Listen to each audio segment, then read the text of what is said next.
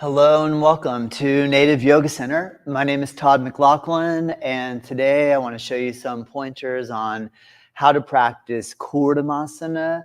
The word Kurma is for turtle or tortoise, and Kurmasana comes in the Ashtanga Yoga series, primary series.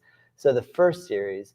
Now, Kurmasana is a advanced yoga pose. One thing I've always found interesting is that a lot of the poses in the primary series of Ashtanga Yoga are not very primary. They're actually quite advanced yoga asana. So what I would like to do is show you a couple of tips and tricks on how to move into Kurmasana safely. So turtle pose, Kurmasana, tortoise pose.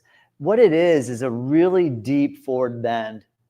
The pose that actually comes up later on in the series called Upavishta Konasana, this posture here, Upavishta Konasana is a wide leg, hold outside edge of feet, and fold and bring your chin down toward the ground. So another pose that we practice in the primary series, in the fundamental asanas called Prasarita, Padottanasana, A, B, C, and D. We have this position where our legs are wide apart and we try to fold the body down so that our head comes down toward the ground. So what these are wide leg stretching poses where we have, an angle that we're able to catch a hold of the feet in and we come forward. Now, Kurmasana, turtle pose, is actually going through the legs. So it is quite challenging. So if you are a beginner to yoga, what I recommend first is start off with your hips seated on your yoga mat and your feet just off the edge of your mat. So about a little wider than mat width. And the first main element is hip flexion. So if you bend your knees and you grab a hold of your knees, start to work your ability to create pelvic movement, pelvic tilt. When you bring your body forward and lift your chest up, this is called an anterior tilt of the pelvis because your hips, your pelvis is tipping forward. When you rock back and lean your body into spinal flexion, when we're rounding our spine, this causes our pelvis to tip back, which is called a posterior tilt. So success in Kurmasana comes from having open hamstrings, and that also translates into the ability to make a anterior pelvic tilt like I'm in right now. So if you are new to Ashtanga and you are moving a little further into the series and you come to Kurmasana, a couple of different ways you can practice it is just sitting and working on lifting your chest. So two ways I can do this. One, you can hold your knees with your hands and pull your chest through, and you can hold and breathe here for 5 breaths. Another place that you can work is attempting to bring your body through your legs and to hook your elbows under your knees, and that can give you some leverage to start to bring your body forward. Now, one thing I've learned over the years from practicing Kurmasana, I'm practicing it for like 20-something years now, and also from instructing it, I've been teaching it for about 20 plus years now, is that if you have any sacroiliac dysfunction, the sacroiliac joints are the joints where your sacrum and your ilium meet. It's basically around about your low back. If you have low back pain, sacroiliac pain, or even extreme sciatica issues or just sciatic pain in general, be very careful with Kurmasana. Don't rush this one. Take it really easy. You can just practice sitting up like so. You can practice holding your knees here. You can maybe even practice catching your feet and just work more the ability to work this pelvic tilt. Now, steps moving deeper into Kurmasana. One of the big challenges that we see is that we go to try to bring our arms underneath our legs. We go to take our hand under, and it just won't go back there. Like we might get to here, and that's about as far as we go. If we were to straighten the legs, our legs would just slide down the arms. And there's no real leverage here at this shape of the pose. So more aptly, I believe, bring the body more forward through. So this is an increase of the stretch of the musculature in your lower back, and it also is an increase of the stretch of the musculature in the base of your hips. Kurmasana is a very deep forward bending pose. If you have herniations in your disc space and between your backbones, you might have to just completely avoid Kurmasana. It's okay. It's no big deal. It's no problem. The main idea really is we want to build spinal health. So we never want to try to attempt to do an advanced yoga pose at the expense of our well-being. And trust me, I've learned this from experience the hard way. So with that being said, what you can do is just work on stabilization of your core. In other words, engage your abdominal muscles firm and just very gently work forward bending here. Another great pose, if you back up onto a video that comes before this one called Bhuja Padasana, I map out the details of holding Bhuja Padasana.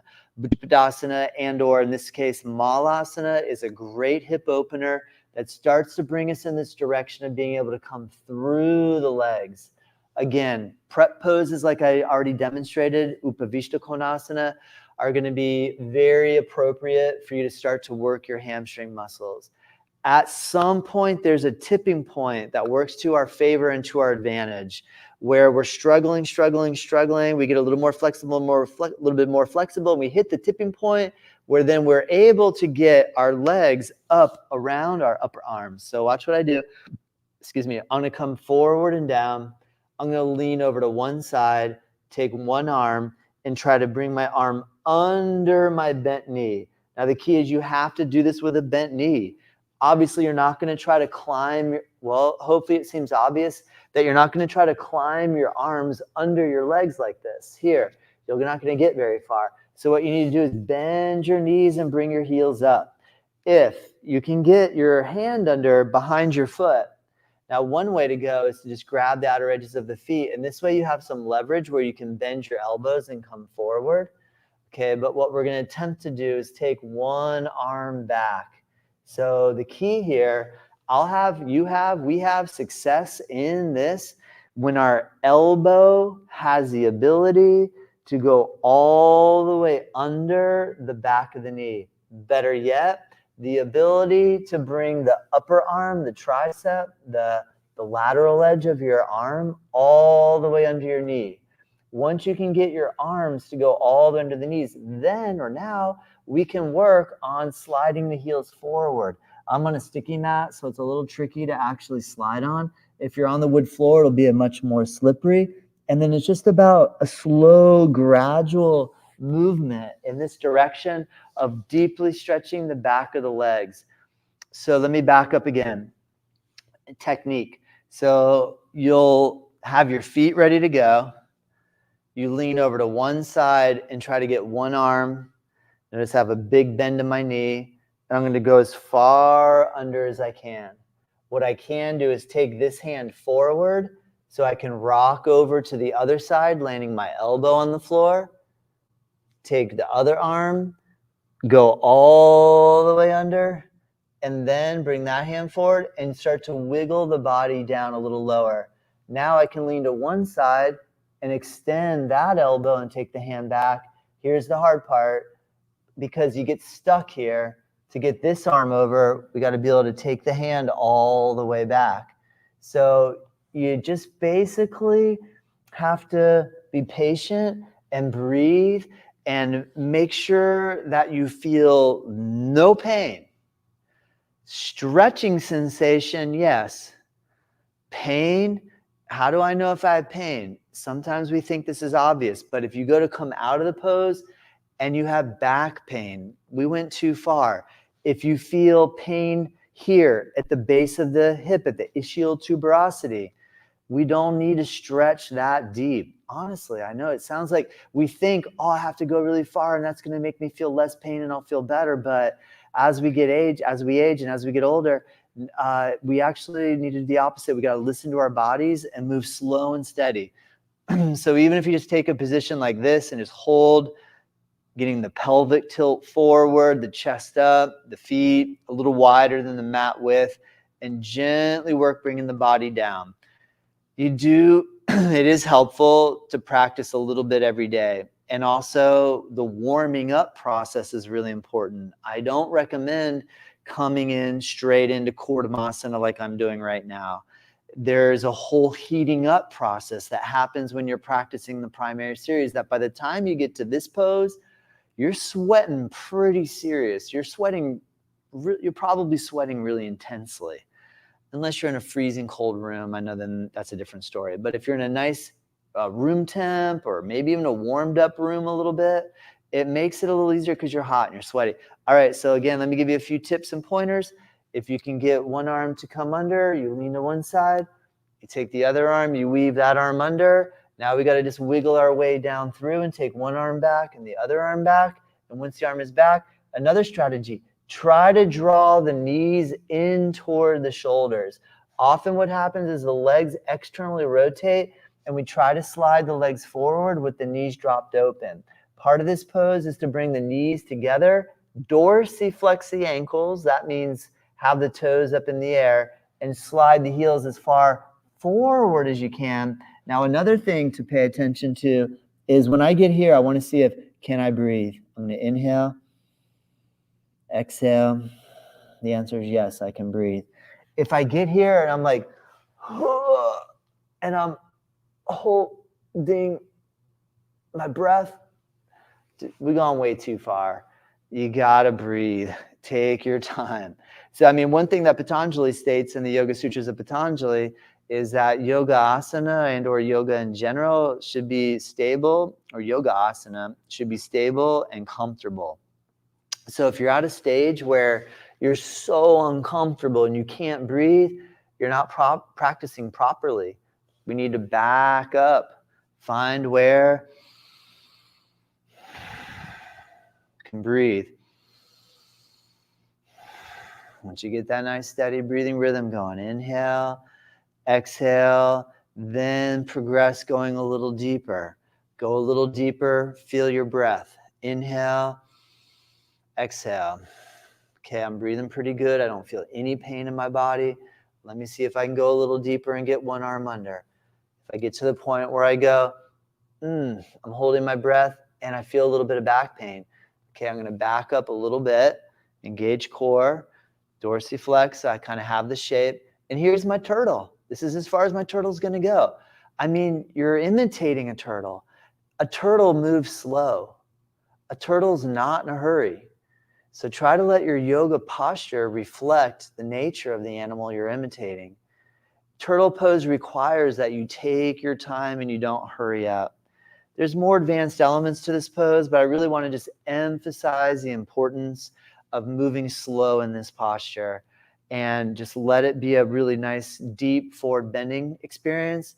And if you are in the phase of practice, like say you have a herniation on the anterior portion of your spine, and when you forward bend, it exacerbates your pain, I would recommend just hold the knees, spine straight, no flexion, spine vertical, abdomen in, and move a little bit at your hips. Focus on your hips. This is going to be the key ingredient. Having, again, I know I keep emphasizing the same point over and over. That's because it's really important. Just a little bit of pelvic movement, forward, back. Not finding all the rounding. To go into a deep Kurmasana, yes, you will not be in a flat back position. Kurmasana does require more of a turtle shell shape with the back, and eventually perhaps even the chin coming down onto the floor. And so you just work on squeezing your legs and pressing down against the back of your arms. So please have fun with the pose. Take it nice and easy. Find a competent teacher to watch you. I'm happy to help. If you want to send me a picture of you, a video of you, I'll give you feedback.